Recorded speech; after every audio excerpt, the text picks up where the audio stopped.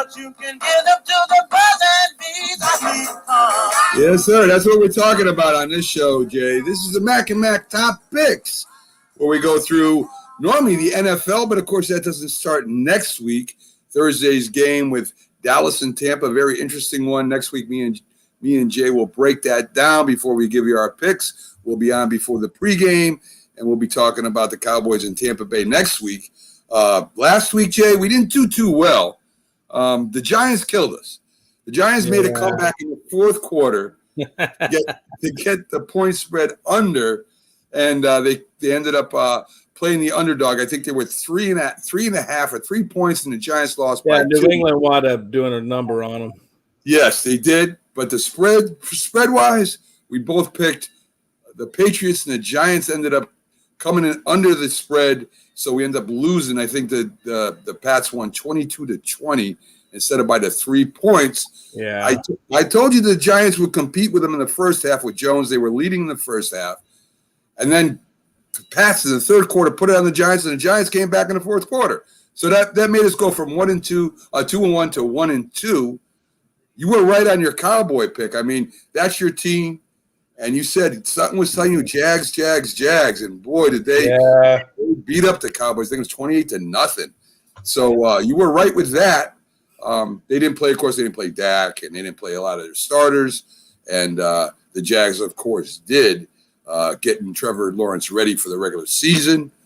The underdog pick I got that right. Denver not only covered, not only came under the 9 points, but ended up winning. So the underdog pick came through for me. So preseason, we did all right, Jay. I mean, listen, it's preseason. You don't know who they're going to play. It's too unpredictable. It's unpredictable. It is. It definitely is. But it was fun. So let's get a little bit about the NFL news before. And we're going to be doing college picks today, folks, because, of course, there's no NFL games. But there are some big college games we'll get to. But there was some interesting news, Jay, in the NFL.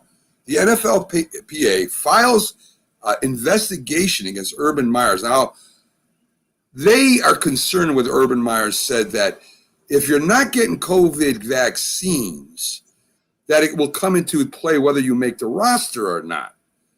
Now, the NFL has, as you know, strict rules now.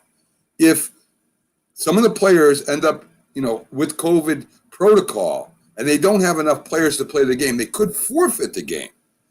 So the NFL is not making them take vaccines. They're not doing that. But they're telling them they could get some losses out of it if they can't field the team.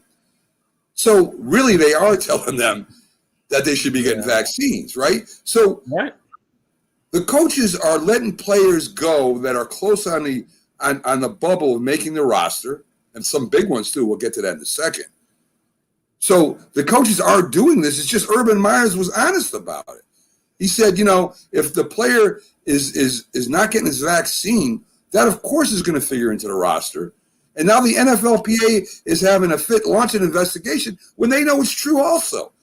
What do you think about all that? Yeah, all right. I mean, I hate to say it, but Urban Meyer's doing the right thing. I mean, if you're not vaccinated, look, you're either going to come to work and do the right things, or you're not going to come to work and do the right things. And I understand it's a personal choice. And just like it's a personal choice for them not to keep you on as a player. I mean, it's a right to work, and hey, if you're not gonna get a vaccine, you come down with COVID, you're no good to them anyway.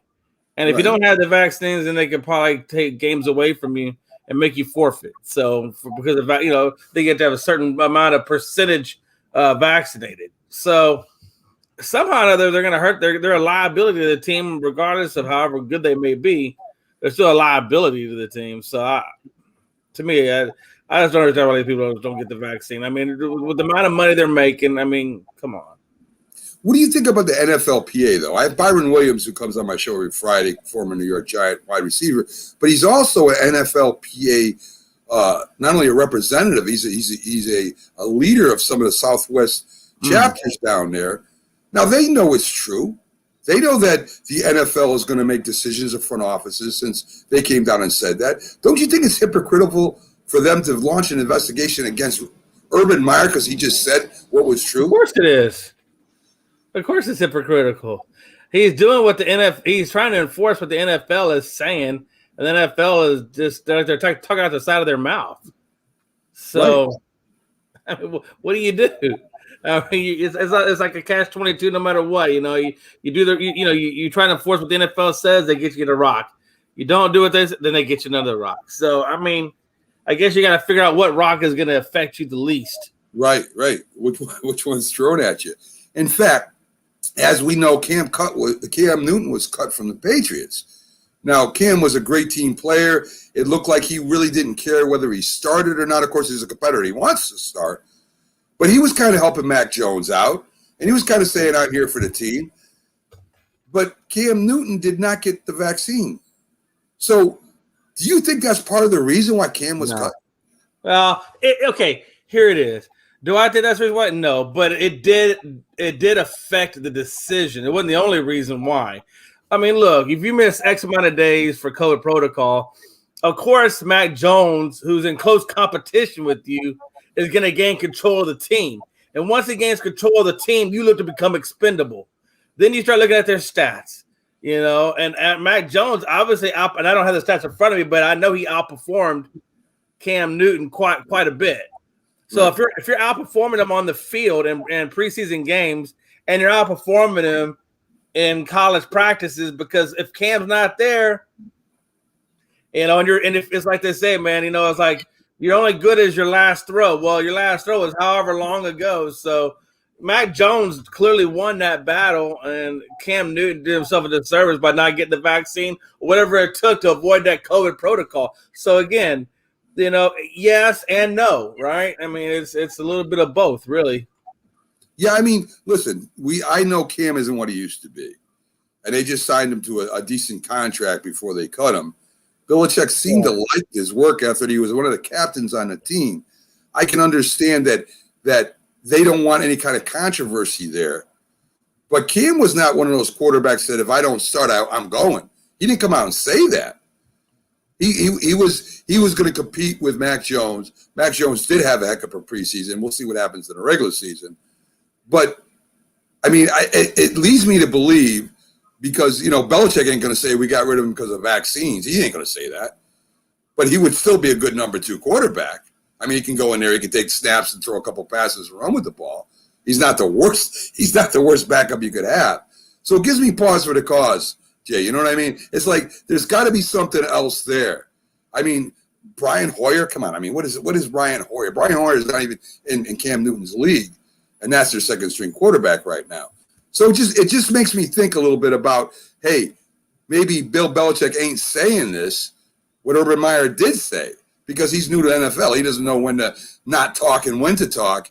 And I think he just got caught talking. And it just bothers me that the NFLPA, if you're going to take action against Urban Meyer, you should be taking action against the whole NFL. If this union wants to say, hey, listen, you can't get rid of somebody because they didn't get a vaccine, that's up to them, then why not go after the whole NFL? That's kind of hypocritical to me. That's all I'm saying.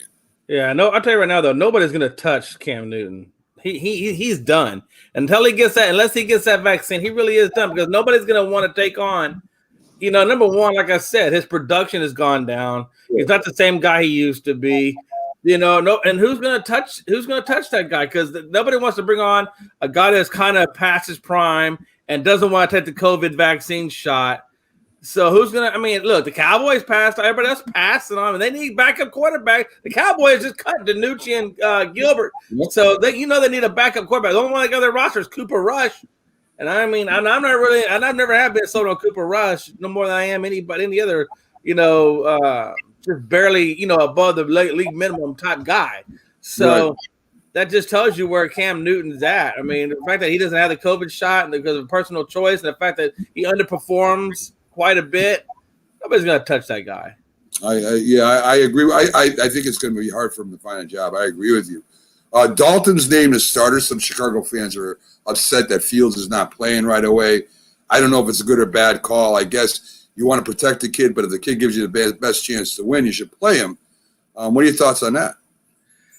Yeah, you know, I mean, they specifically brought in Dalton specifically for doing a 1-year deal. They drafted a quarterback, put him behind it for 1 year, and that was their plan all along. That's what they said at the very beginning, and it looks like that's what they're holding true to even now. I mean, I don't know that Justin Fields is 100% ready. I think he shows some flashes. I don't think he's 100% there. I think he still has some room to grow. I think he still has some room to learn the quarterback position at the pro level a little bit more. And what's 1 year behind Andy Dalton going to cost him? Nothing. Right. Hell, Aaron Rodgers sat behind Brett Favre. How long? Yeah. And now look how good he is. That's true. That's true. So, I mean, sit the guy. Look, and let's be honest. Chicago, like we said earlier, Chicago hasn't had a good quarterback since when? Yeah, they got one good year. They got one good year out of Vince, out of McMahon, whatever his name was. You got one good year in '85 out of him, and after that, you got nothing. Yeah, so, I'm trying to remember the quarterback that had the big arm that played with him for a while there. He got traded. They always thought he was going to be the next whatever, and he never panned out. I got a brain freeze on what the name of the guy was. There was someone that's gone through there that was supposed to be something or other, and never really amounted to much. So Hurts is named starting quarterback for the Eagles. They picked up Minshew. I knew Hurts would be named starting quarterback because, of course, Minshew is not up to speed with the Eagles system yet. You've got a Flacco second string, but I have a feeling once Minshew learns that system, if Hurts hits a bump in the road, the Eagles will panic. I think. I really do, Jason. I think they'll panic and they'll put Minshew. I mean, Minshew's not a bad guy. He's not a bad quarterback. Is he going to lead your team to a Super Bowl? Most likely, probably not. But then again, Hurts ain't going to lead you to the Super Bowl right now anyway. I mean, he's still growing. He's still maturing. He's still, he's only had He had 2 or 3 games last year. This is his first full season. Who goes to the Super Bowl in the first full season? I mean, it just doesn't happen. Even Brady didn't go to the Super Bowl in his first full season. So, I'll give you one. I'll give you one. Dan Marino did in his rookie season. They lost. I'll give you Dan Marino, but I mean, he didn't win. No, he did. No, he did. No, at least he made it. I mean, not everybody makes it even that far. But no, I mean, I don't think they should be panicking. I think hey, just be patient with him. I mean, he's not as bad as Carson. We were patient with Carson Wentz, and how often was he injured? Yeah. No, he even gave the guy a mega contract even while he was injured. So yes, they did. So, I don't know what panic they're going to be doing. They haven't been managing the quarterbacks too well. There, Foles came in there and a whim, and he was lucky that he had the offensive coordinator he had at the time. So let's get a little college news in. I mean, the name, pay for the name. I agree with in college. But now it's gone down to high school, having high school seniors going to college a year early. Now, there just seems something wrong with that, Jason. An 18-year-old kid, 17-year-old kid doesn't know what to do with all that money. I mean, if I'm 17, 18 years old, I'm going to take all that money and blow it. And if he doesn't work out in college, he's done. Yeah. So, I mean, what are your thoughts on, getting down to the lower levels? I mean, if you're going to offer a quarterback or a running back or a big star in college money to go on a show and to do commercials for you, I get that. But when it starts reaching down lower than college, what are your feelings on that? Well, there's a lot of pros and cons, a lot of different ways you can look at it. I mean, think about it for a minute. I mean, you got to make money while you can. Anytime you got a chance to put money in your pocket, you got to put money in your pocket. And, most of the time, if you're coming out of high school, you're still not of legal age yet. So you still own, I say your own, but you're still under your parents' control. So most likely, if they're smart, the parents and if they raise their kids right, the parents would still be in control of the money, so they could help navigate that financial pathway and save their money, invest their money, whatever they need to do to protect the money that's coming in the house. So you're right. So he's not making these irrational decisions. But look, let's look like this. How many chances in your life do you think you're going to be able to make $1 million, $2 million, $3 million on endorsements? I mean, but let's be honest. Even if you went to college and got a basic degree, you still got number one, you still got to pay back the degree, and number two, who's to say that job is going to be so lucrative or so well protected that you're going to see $3 million come your way? So anytime you got a chance to put $3 million in your pocket, put $3 million in your pocket, because a bird in the hand is worth more than one in the bush. It's a good point. So, but I mean, I'm not saying it's the right way to go, but at the same time, put money in your pocket. But Matt, think about it for a minute, right? Okay, you're a 17-year-old kid. Say they give the money to the parents, and not all parents are great. Trust me. I mean, some of them abuse that too. If you look at some of the child stars, actors, singers today, a lot of them are eaten out of hand and fist. I mean, they're totally wiped out. got bad memories. They have nothing because they lost their childhood. They didn't get educated. So, as I'm saying, okay, he gets $1 million. He gets injured. I mean, what does that do as far as his education? He's getting a scholarship based off him playing football at that university. If he can't play football, that scholarship is null and void. So now what do you do as a kid? Okay, you got $1 million. That's great. And suppose your parents aren't that much on the ball. You might not only lose that $1 million in bad investments, or maybe your parents rip you off, but now you don't get an education that you had a shot at getting.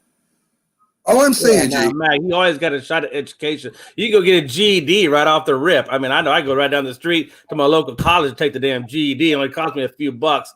I mean, that's neither here nor there. You can get a GED. And as far as college tuition, if your parents were that broke to begin with, what if you don't get a scholarship? Then are you going to get an education anyway? Do you got money to go to college? You probably got to take out a student loan, but you don't got a job. Okay, and then number two, what if you get the scholarship? You go and you play and you get injured, and what if it's a season-ending injury, or what if it's a career-ending injury? Because we know it can happen, and then they take away your scholarship from you. You're still back to square one. Agreed. I mean, it is. It's a crapshoot either way you look at it. What I'm just saying is, if you got a bird in the hand, well, you're probably not going to have too many chances to get that bird in the hand in your life. I do agree with you to a point. I just feel something wrong about it, man. I really do. I really think there's something wrong with expecting a kid with that pressure on him at 17, 18 years old. And it just doesn't seem right to me. And I'm not disagreeing with your points at all. I think you make some valid points. Now, the SEC has gotten so strong right now, I think. I think we might have even touched on this before. I know I've talked about it a lot. I mean, the NCAA has lost so much power with what the SEC has done. I mean, the NCAA right now, the SEC could pretty much tell them to kiss off. All they need is a few more good teams, and they got a league of their own. What do you think about what's going to happen to all the rest of the college teams out there if, say, Clemson, Ohio State, one of the West Coast teams decide to join the SEC? Yeah, I mean, obviously, it's like who was it? I forget who it was. I was trying to think earlier. There was a team. It was the Pac-12. The Pac-12 was talking about trying to merge with the Big 12, or they were talking about merging with the ACC, or the ACC taking over the Pac-12. And the Pac-12 basically came out and said, well, they don't want to cause, vibrations or an unstable college atmosphere throughout the leagues. So that's why they chose not to merge with the Big 12 or the ACC. Do I think it's, I mean, personally, I think they should form an alliance, because obviously the SEC is getting to a point now where, like you said, I mean, who's to say they can't take over and disrupt their own league? So I think the Pac-12 and ACC they should either, number one, form an alliance, or number two, really look heavily at joining forces to try to prevent, or try to at least create another industry that is equal to what the SEC is offering. Yeah, I mean, it's almost to the point that all they need is a couple other big teams, and who the heck's going to watch the rest of college football? They're all going to be watching the SEC. It's good. I don't like the NCAA and its rules and all that stuff anyway. They really made a lot of mistakes, but I'm surprised they didn't jump in here and try to in some way prevent this from happening. I don't know what they could have done, but I just think that this is going to be like Division 1A. You're going to have Division 1, and not 1A anymore. It's going to be Division 1, and then maybe 1A. So it's kind of crazy. Before we get to the college picks, I don't know about you, but when I was younger, my dad was always around bookies, right? Today it's legal. So he would always bring home these cards, and you would have the teams on a card with the spreads. And if you picked 4 games, you would win, like for $10, you'd win $100, or for $5, you win $100, something like that, something impossible. And I was betting like when I was 7 years old. I've been always betting. But there was always a college section. And the college section, I could never figure out at that age, why the spreads were so big.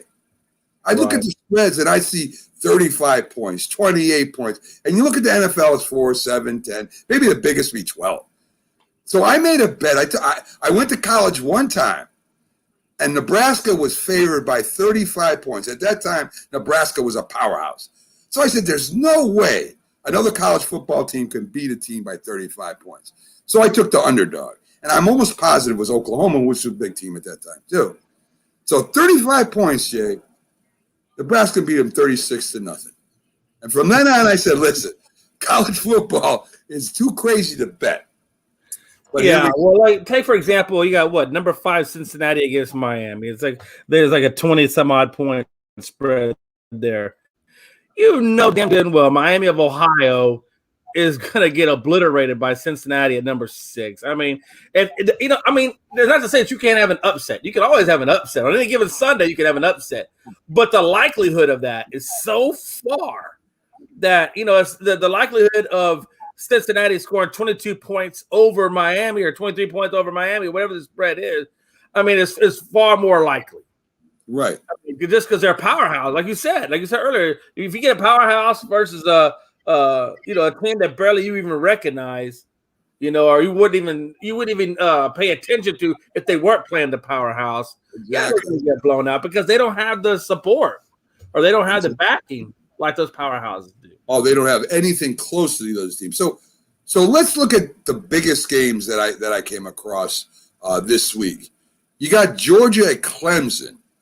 Georgia is getting 3. Clemson favored by 3. Both have good defenses. Clemson's front 4 is relentless. They probably have the best front 4 maybe in the country. You got Ugalele. I hope I'm saying it right. Yeah, I know. I hate that name. Replacing Lawrence. But last year he replaced him for 2 games. He threw 4 touchdowns, 780 yards. No interceptions. They beat Boston College. Notre Dame barely beat him by a fluke play. So you got Clemson against Georgia.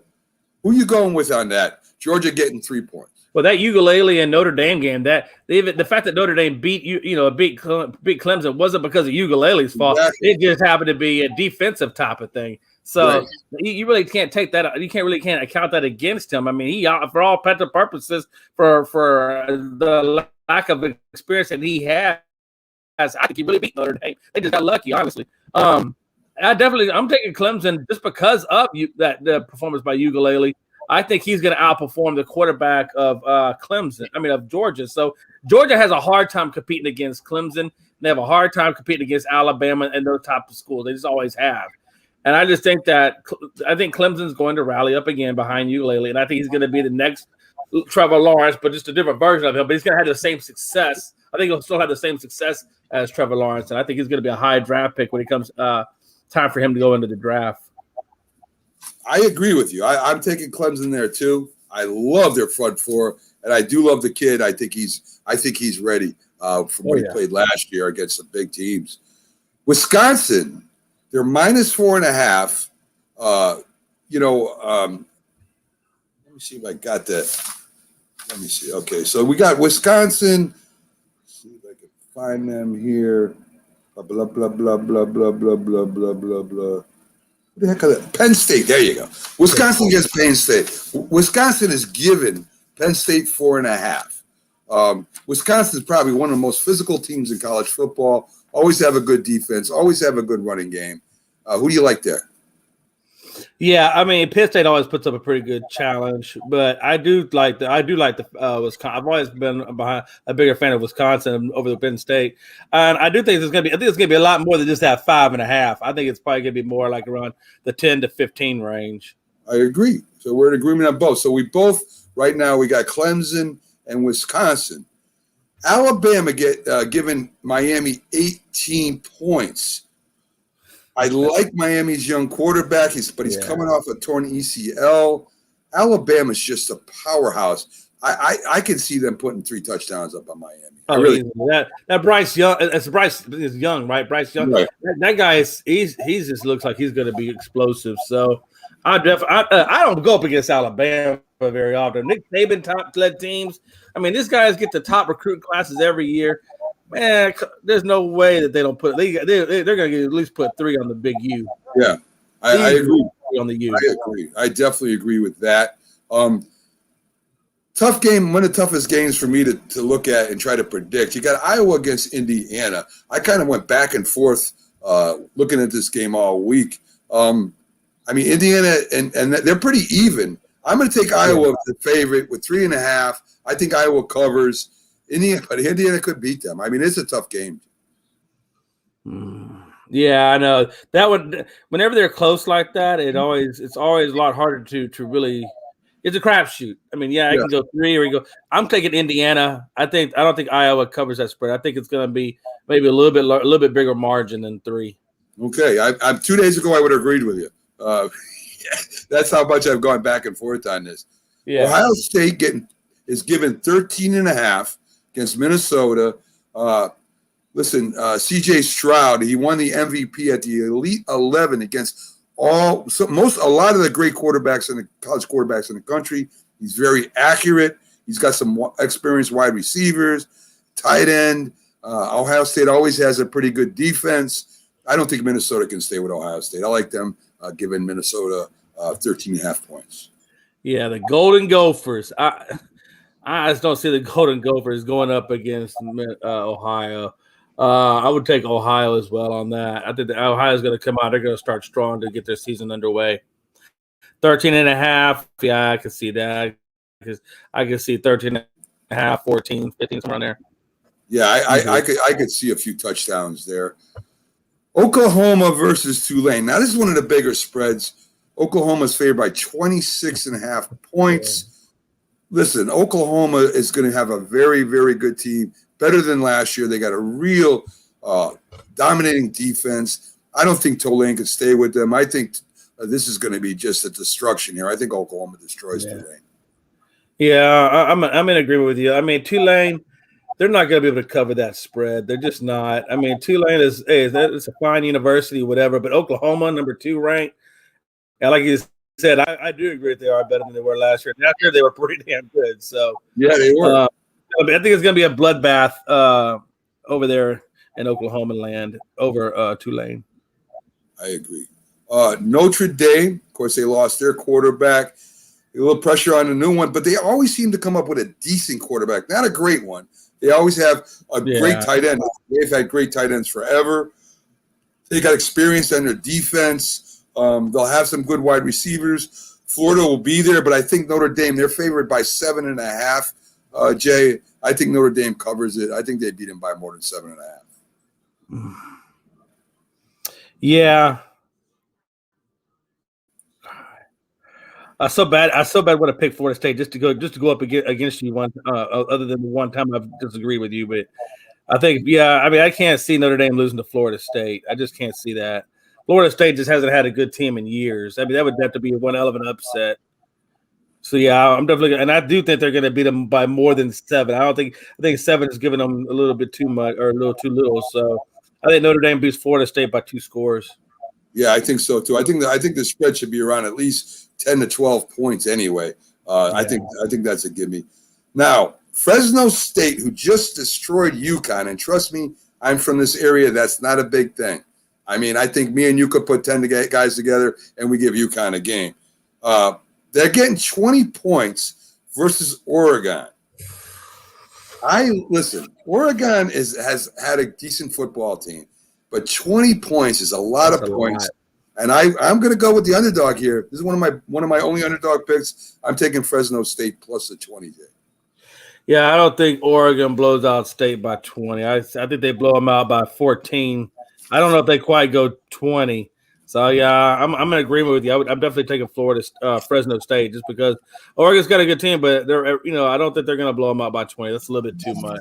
I think so too. I think that Fresno, I don't think they'll win the game, but I think that they'll have a real good shot against covering that spread. I don't think they beat Oregon. I really don't. No, Florida State's not going to beat Oregon. I just don't think Oregon is going to cover that spread.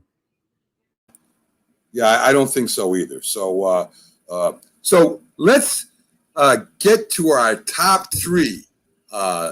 This is one of my favorite parts because really this is what matters, right? This is the 3 games that I would bet on if I was to go out there and bet a game. This would be the 3 games that I would bet. So let's see what we can do here as far as betting these top 3. Let's see. Why isn't this coming on for me, baby? Let's see if I can do this better, Jay. I know I know I can do this better. So let's go.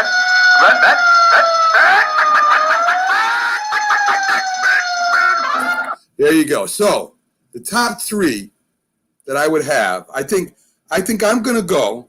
I mean, I've gone back and forth, so I'm going to go out on a limb with this. I think Iowa does cover that 3.5, and I think they win. I like Ohio State minus the 13.5 versus Minnesota. So I'm taking Ohio State, Iowa, and my lock is Alabama. I can't. I mean, it's like an easy way out to take Alabama with 18, to giving up 18 to Minnesota. But listen, I mean Miami. But I'm going to take Alabama minus that 18 is my lock. So I got Iowa favored. I've got Ohio State favored by 13.5. And I think that's a good bet. And my lock definitely will be Alabama minus 18.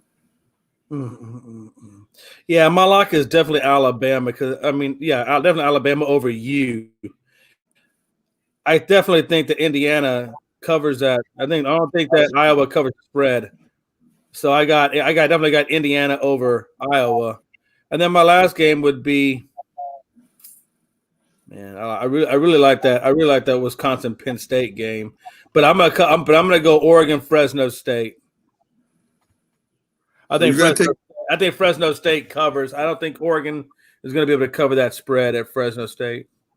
All right, cool. So I mean, we're pretty much the Iowa Indiana game is one of our. I think that's the only game we're opposite on. Yeah, so, it is. And that's in our top three too. So that's going to be interesting. One of us is going to, have that one extra win or one extra loss. But now, Jay, this is my favorite part of the show because this is what I love picking. I love picking the underdog. There's no need to fear. Underdog is here.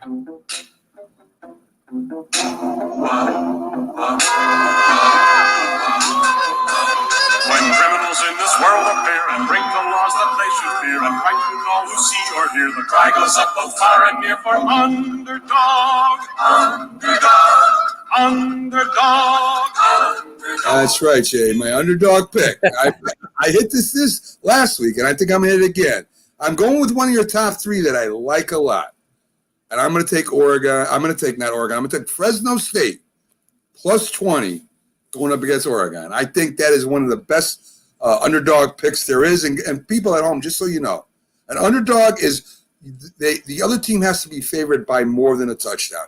Plus 3 is not an underdog. That's home field advantage. So it's got to be at least a touchdown. So I'm taking Fresno, getting that 20, going up against Oregon. Jay, what do you got? Oh man, yeah, I was looking at a lot of these games. I'm going to go with the game that we haven't talked about, but I feel like it's gonna go that way. As I'm picking you. Well, no, shoot, I can't pick that because the spread's not big enough. I'm going to go. Shoot, that's a hard one, man. That's a hard one. I part of me wants to go Florida State over Notre Dame for an underdog pick. I'm not gonna go that way. I mean, you got me on that one because I can go back and forth all day long on that one. You know what? I think I'll take that Fresno. Because I know Fresno is definitely not going to. I mean, I know Oregon's not going to cover the spread. I know Fresno will cover that spread, and that is a huge underdog. So I'm gonna call that one. All right, cool. There's nothing wrong with agreed on underdog pick. So, folks, the only thing we disagree on is the Iowa Indiana pick, and I was back and forth for the last few days on that. I just went with Iowa, given those 4.5, and Jay might be right. I mean, Indiana might cover that. They might even outright win that game. I'm just going to go with my last thought. My first thought was Iowa. My last thought is Iowa. I'm going to go with that. And Alabama's one of our picks. Ohio State, another big pick for us both. So it's just Indiana and Iowa. Our underdog pick is one of Jay's top threes. Was Fresno State getting 20 versus I'm Oregon. I'm gonna change mine. If I can I change it? Yeah, of course you can. The show ain't over I'm yet. gonna change it, man. I'm gonna go with Miami, Ohio. Against Cincinnati. I think Miami. No, I'm staying with Fresno. I'm not gonna second guess myself. Nope, not gonna do it. You're gonna cheat. Never mind. Mom always said you're under multiple choice test. Never second guess yourself. So I'm not. Yes, you're 100% right, Jay. So there you go. That's Mac and Mac, our top picks. We're going to be here next Thursday as we break down Thursday night's game, Dallas and Tampa. A little preview here, Jay. I like Dallas's offense. I don't like their defense. And if they can't put pressure on Brady or stop them wide receivers and tight ends, Dallas is in for a long game. If they can keep them in check, Dallas has a shot. So I'm not sure. We'll break it down more. That's just kind of looking ahead. But that's a tough matchup for Dallas right out of the gate. I'm telling you. A couple of things to think about, though, and I agree with you about the defense. I mean, the defense, historically, the defense has not been good. But a couple of things I like that Dallas is doing is they brought in Dan Quinn, who's really a good defensive coordinator. They brought him in, and they also they got the new guy, Micah Parsons. They brought him in, a very versatile linebacker. And I do think that at some point, I think Dallas's defense is going to continue to get better and better. And I think at some point, Dallas will crack the top 10 on defenses. Well, I don't know. You know something? If they can just get midway, Jay, if they can get in the top 15, they got a shot. Yeah, I agree with you. I mean, if their defensive backs can come together and they can get some pressure on the quarterback, the linebackers are a little thin. I mean, I love their rookie, Micah Parsons. I love him. I think he's going to be a great linebacker. They got a lot of hurt linebackers beside them, in and out. If Dallas can get that defense just in the top 15, Dallas Cowboys got a shot this year. If they don't, it's going to be what it's going to be. So, folks, next Thursday, 6 o'clock, before the Thursday night intro, the pregame, we'll be on. We'll break down the game. We'll give you our NFL picks, our top 3, our underdog pick, just like we did today with college, which is always fun to do. But we'll be back next week. Jay, thanks for coming in. Folks, thanks for watching. You all have a great night, and we'll see you next Thursday. Take it easy.